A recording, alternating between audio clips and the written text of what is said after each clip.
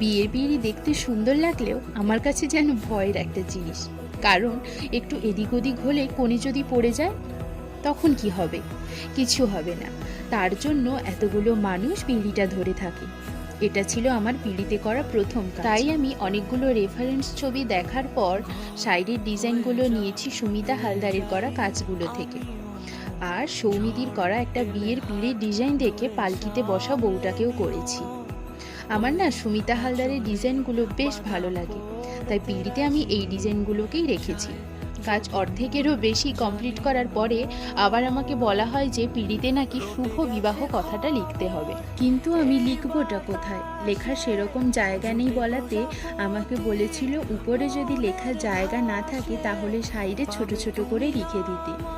কিন্তু আমি কায়দা করে এমনভাবে পালকির হাতলের উপর লিখে দিয়েছি, দেখে মনে হচ্ছিল শুভ বিবাহ লেখাটাই যেন পালকিতে বসা বউটাকে পালকিতে বসিয়ে নিয়ে যাচ্ছে।